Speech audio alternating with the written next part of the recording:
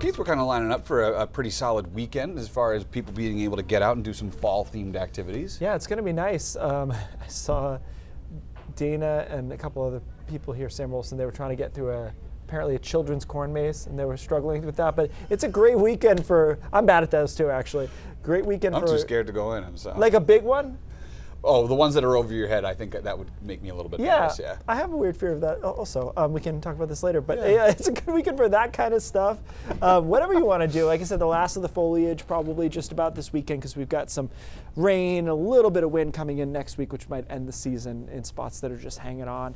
Nice day today, 63 in Portland, 57 in Bangor, 59 in Waterville. Winds are finally pretty flat. Greenville always has something on there. Wind speed, but mostly flat, and that's where we'll be tonight and into tomorrow. Tonight, down to about 40 to 44 or so along the coastline.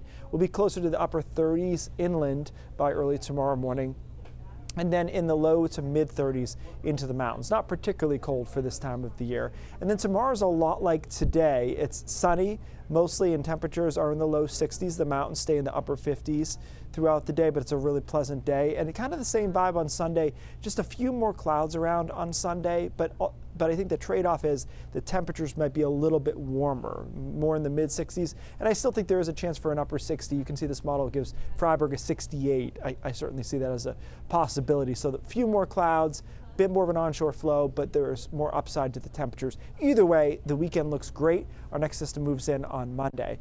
And unlike the last several storms that have always perpetually been 7 days away, this one is still here.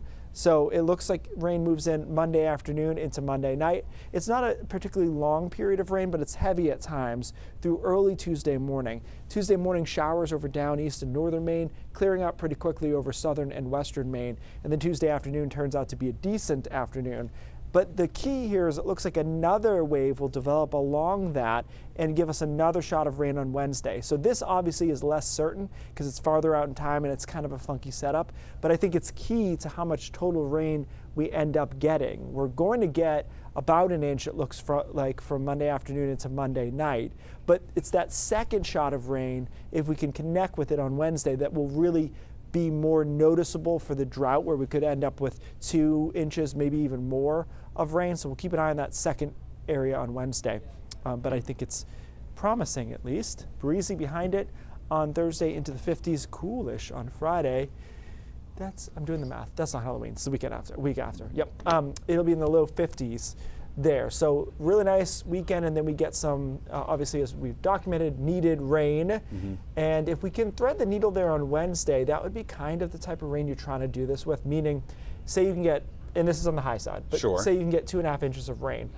That's a good way to eat away at a drought, as opposed to like the, 13 you would need to actually offset it. So because when you get 13 at once and the ground is so dry, it has a hard time absorbing it, something like that, right? Right. In addition to just like the disaster that would be, but yes. I mean, yes. Yeah. So really, this is kind of a good way to do it. We'll see if we can get that process started at least. Slowly chip week. away at it. All right, sounds good, Keith. Thanks so much.